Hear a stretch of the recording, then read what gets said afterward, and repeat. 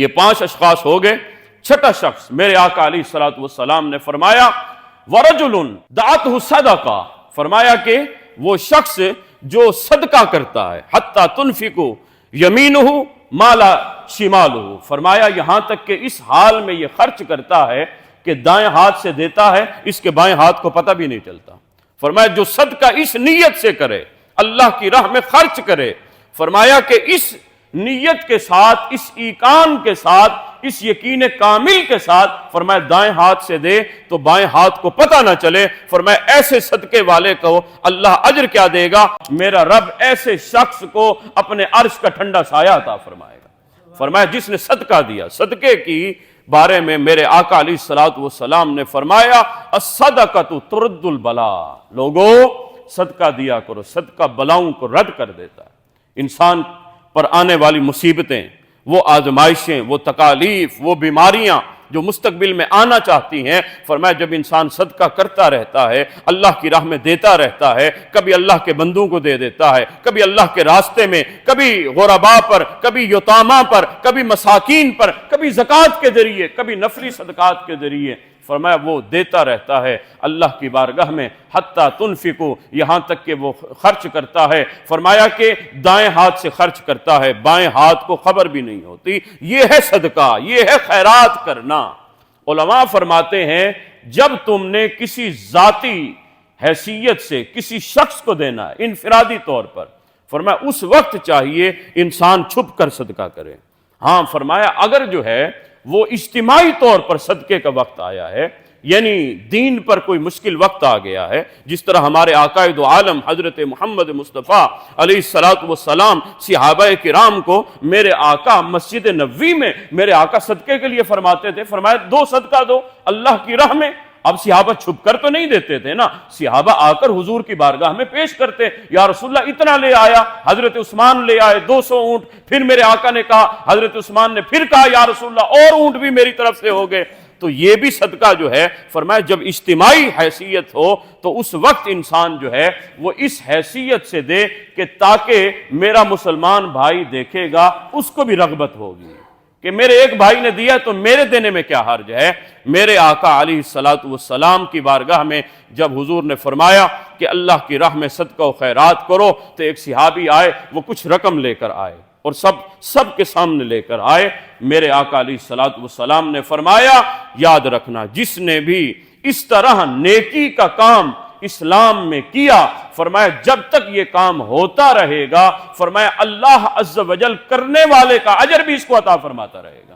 جس نے نیکی کے کام کا آغاز کیا، یعنی یہ جو ہے دکھا کر سب کے سامنے لے کر آیا ہے، اب ہر کوئی دیکھ رہا ہے تو اس کی دیکھا دیکھی میں دوسرا مسلمان بھی لے کر آ رہا ہے، فرمایا ایسا کام کرنے والا، فرمایا اس کا اجر کیا ہے، اس کو اپنا اجر تو ملتا ہی رہے گا، لیکن اس کی دیکھا دیکھی میں جو بھی کام کرتا رہے گا، فرمایا اس کا بھی اجر اس پہلے شخص کو ملتا رہے گا۔ حضور آقا دو عالم علیہ الصلوۃ والسلام نے جب غزوہ تبوک کے موقع پر میرے آقا نے صحابہ کو ترغیب دلائی تو حضرت عمر فاروق رضی اللہ تعالی عنہ جاتے ہیں، آپ گھر کا آدھا سامان لے کر آتے ہیں، اللہ اکبر، یہ اللہ کی راہ میں خرچ کیا جا رہا ہے، سبحان اللہ، ذرا جذبہ تو دیکھیے نا، گھر کا آدھا سامان، یعنی آپ کے پاس 1,00,000 روپیہ تھا، 50,000 اٹھا کر جو ہے اللہ کے راستے میں دے دیا، تو اس کو مردانگی نہیں کہیں گے تو اور کیا کہیں گے۔ حضرت عمر فاروق لے کر آئے، حضور نے فرمایا کتنا لے کر آئے؟ یا رسول اللہ گھر کا جتنا سامان تھا آدھا آپ کی بارگاہ میں پیش کر دیا۔ اتنے میں حضرت ابو بکر صدیق رضی اللہ تعالی عنہ آئے، وہ گھر کا سارا سامان لے کر آئے تھے۔ میرے آقا نے فرمایا ما ابقیت لاہلک یا ابا بکر، ابو بکر گھر والوں کے لیے کیا چھوڑ کر آئے ہو؟ یا رسول اللہ ابقیت لہم اللہ ورسولہ، گھر میں اللہ اور اس کے رسول کو چھوڑ کر آیا ہوں، میں کوئی تنہا تھوڑی ہوں، لا وارثہ تھوڑی ہوں۔ وہ اپنے نام لیواؤں کو تنہا چھوڑتے کب ہیں؟ جہاں ہمدم نہ ہو کوئی وہاں سرکار ہوتے ہیں۔ یا رسول اللہ گھر میں اللہ بھی چھوڑ آیا ہوں، اللہ کا رسول بھی چھوڑ آیا ہوں۔ میرے آقا نے یہ نہیں فرمایا اے ابو بکر چلو اللہ تو ہر جگہ موجود ہے، میں تو مسجد نبوی میں موجود ہوں، میں تمہارے گھر میں کہاں موجود ہوں۔ گویا صدیق اکبر کے عقیدے کی حضور آقا علیہ الصلوۃ والسلام نے تصدیق فرما دی، فرمایا ہاں ہاں اے ابو بکر، جہاں اللہ ہوتا ہے اللہ کی توفیق سے اللہ کا رسول بھی موجود ہوتا ہے۔ میرے آقا علیہ الصلوۃ والسلام نے فرمایا جس نے اللہ کی راہ میں صدقہ کیا، اپنا مال خرچ کیا، فرمایا وہ مال دراصل اس کا جو ہے وہ اصل بینک بیلنس ہے جو قیامت کے دن اس کو ملنے والا ہے۔ جو دنیا میں چھوڑ گیا وہ اس کا اپنا نہیں تھا، وہ تو کھانے والے کھائیں گے، حساب جو ہے یہ چل کر دے گا۔ میرے آقا فرماتے ہیں انسان کہتا ہے مالی مالی مالی مالی، میرا مال میرا مال میرا مال میرا مال۔ حضور فرماتے انسان کا مال تین چیزیں ہیں، ذرا غور کیجئے گا، انسان کا مال تین چیزیں، فرمایا ایک وہ جو اس نے پہنا پرانا کر دیا وہ اس کا تھا، دوسرا حضور نے فرمایا جو اس نے کھایا ہضم کر دیا وہ اس کا تھا، فرمایا تیسرا مال جانتے ہو وہ کیا ہے؟ فرمایا وہ جو اللہ کی راہ میں صدقہ و خیرات کرتا رہ گیا، وہ اللہ کی راہ میں دیتا رہا، کبھی غریبوں پر، کبھی یتیموں پر، کبھی بیواؤں پر، کبھی مسکینوں پر، کبھی راہ جہاد میں، کبھی مدارس میں، کبھی اللہ کی مسجد بنانے میں وہ خرچ کرتا رہا۔ فرمایا وہ اللہ کے بندوں کو کھلاتا رہا۔ فرمایا یہ صدقہ و خیرات وہ عمل ہے، فرمایا کہ کل قیامت کے دن وہ زندہ و جاوید رہے گا، فرمایا اس کا اجر اللہ اس کو عطا فرمائے گا، وگرنہ جو پیچھے چھوڑا ہے یا رسول اللہ، وہ جو بینک بیلنس تھا، وہ جو پراپرٹی تھی، وہ جو جائیدادیں تھی، وہ جو کوٹھیاں تھی، وہ جو بنگلے تھے، وہ کاریں، وہ کہاں گئی؟ وہ اس کا بینک بیلنس نہیں؟ فرمایا نہیں وہ اس کا بینک بیلنس نہیں، وہ تو کفن بھی میلا نہیں ہوگا، وہ پہلے وارثوں نے تقسیم کر دیا ہوگا کہ یہ بھی میرا ہے یہ بھی میرا ہے۔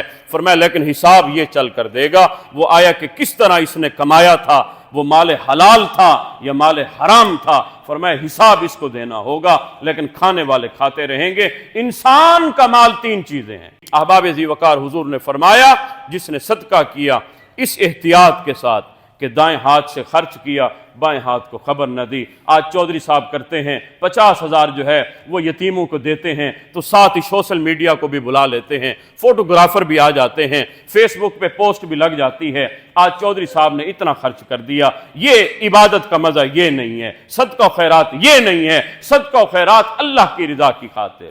پرانے وقتوں میں بزرگ جو ہے سبحان اللہ وہ چاندی وہ سونا کپڑے میں لپیٹ کر کسی حقدار کے گھر میں چھوڑ کر چلے جاتے تھے، کسی کو بتاتے بھی نہیں تھے ہم کون ہوتے ہیں، کسی کو پتہ بھی نہیں لگنے دیتے تھے کہ ہم کون ہوتے ہیں۔ حضرت امام جعفر الصادق قربان جائیے، میرے آقا علیہ الصلوۃ والسلام کے خانوادے ہیں، حضرت امام جعفر الصادق امام زین العابدین کی اولاد۔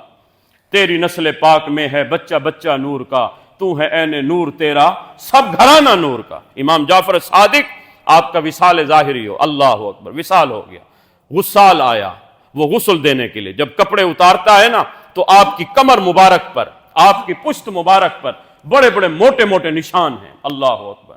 وہ غسال حیران ہوتا ہے، آپ کے بیٹوں کو صاحبزادوں کو بلاتا ہے، حضرت خیر ہے کہ یہ کیا ہے؟ کہا ابا جان جو ہے وہ اپنی اس بوڑھی پشت پر بڑا بڑا وزن جو ہے، بھاری وزن، وہ اناج وہ غلہ اٹھا کر جو ہے وہ غریبوں یتیموں مسکینوں کے پاس جا کر چھوڑ آتے تھے، اپنی اس بوڑھی کمر پر یہ وزن لاتے تھے، کسی کو خبر نہیں ہونے دیتے تھے۔ کہا آپ جو تھے کس لیے تھے؟ اپنے بوڑھے باپ کو یہ کام کرواتے تھے۔ کہا ہم نے کئی بار کہا تھا، لیکن امام جعفر صادق کہتے تھے وہ یتیم اور غریب کا میرا اور اس کا راز ہے، میں تمہیں کیوں بتاؤں وہ کون ہوتا ہے؟ کہا میں اللہ کے لیے اس کی خدمت کرتا ہوں، کسی کے دکھلاوے کے لیے نہیں۔ کہا میرے ابا رات کو تنہائی میں جاتے تھے، وہ غریبوں کے گھر راشن دے کر آ جاتے تھے، کسی کو خبر بھی نہیں ہوتی تھی۔ صاحبان ذی وقار یہ ہے صدقہ، یہ ہے خیرات، یہ ہے نیکی کہ انسان ایک ہاتھ سے دے دوسرے ہاتھ کو خبر نہ ہو۔ حضور نے فرمایا ایسا صدقہ کرنے والا کل قیامت کے دن اللہ کے عرش کے ٹھنڈے سائے تلے ہوگا۔ اور ساتواں اور آخری شخص میرے آقا حضرت محمد مصطفیٰ علیہ الصلوۃ والسلام نے فرمایا وہ شخص، فرمایا کہ جس نے اللہ عز و جل کی خاطر فرمایا کسی مسلمان کی آرزو اور کسی کی حاجت کو پورا کیا، فرمایا کل قیامت کے دن یاد رکھنا جس نے کسی کی مشکل کو پورا کیا، فرمایا اللہ اس کو اپنے عرش کا ٹھنڈا سایہ عطا فرمائے گا۔ فرمایا اس کے دل میں یہ جذبہ بھی تھا، مسلمان کی مدد کیا کرتا تھا، اور हुजूर फरमाते हैं जब रात होती थी तो तन्हाई में बैठकर अल्लाह का जिक्र किया करता था, अल्लाह को याद किया करता था। फफादत आईना, हुजूर फरमाते हैं अल्लाह का जिक्र करते करते इसकी आंखें आंसू का खिराज भी पेश करती थी, इसकी आंखों से आंसू भी बहते थे। फरमाया इस शख्स को अल्लाह अपने अर्श का ठंडा साया अता फरमाएगा रात के वक्त तन्हाई में। फरमाया कि हर कोई जब सो जाता है, रात पोवे ते बेदर्दानू नींद प्यारी आवे, दर्द मंदानू याद सजन दी सुतियां आन जगावे। सावन की काली रातों में जब बूंदा बांदी होती है वो रातों को उठ उठ रोते हैं जब खलकत सारी सोती है। अहबाब ज़ी वकार ये है वो बंदा, फरमाया जिसने अल्लाह का जिक्र किया और अल्लाह का जिक्र उसके दिल में इस तरह पड़ा कि अल्लाह के जिक्र से उसका सीना रोशन हो गया। एक मर्तबा हजरत शिबली नुमानी रहमतुल्लाह अलैह फरमाते हैं कि बो अली सीना जो है वो एक बहुत बड़े बुजुर्ग के पास गया और जाकर कहता है कि हजरत आप कहते हैं कि अल्लाह अज़्ज़ वजल के नाम में भी असर है, नाम में भी असर है। हम मानते हैं कि अल्लाह की जात में तो असर है, अल्लाह की जात तो मुअस्सिर हकीकी है, लेकिन अल्लाह के नाम में क्या असर पड़ा है? यानी आप कहते हैं अल्लाह अल्लाह करते रहो, अल्लाह का जिक्र करते रहो, अल्लाह तुम्हारे दिल में नूर पैदा कर देगा, अल्लाह तुम्हारे दिल की जुल्मतों को खत्म कर देगा। तो नाम में तो कोई असर नहीं होता ना। अब हम आग का नाम लेते रहें, आग के करीब जाएंगे तो जलेंगे ना। आग का नाम जितना भी लेते रहें, जितना भी, आग जलाएगी तो नहीं ना। बर्फ का नाम लेने से इंसान ठंडा तो नहीं होगा ना, बर्फ पर हाथ रखेगा तो ठंडा होगा ना। तो कहा नाम में तो कोई असर नहीं ना। तो बुजुर्गों ने बहुत समझाया, उसके बाद जब एक एक दलील दी, जब जो है बो अली सीना ना माना तो उन्होंने कहा जा बो अली सीना मैं तुझसे कोई बहस नहीं करता, तू तो गधा होता है। जब उन्होंने कहा ना तू गधा होता है तो बो अली सीना कहने लगा मुझे आप गधा कहते हैं?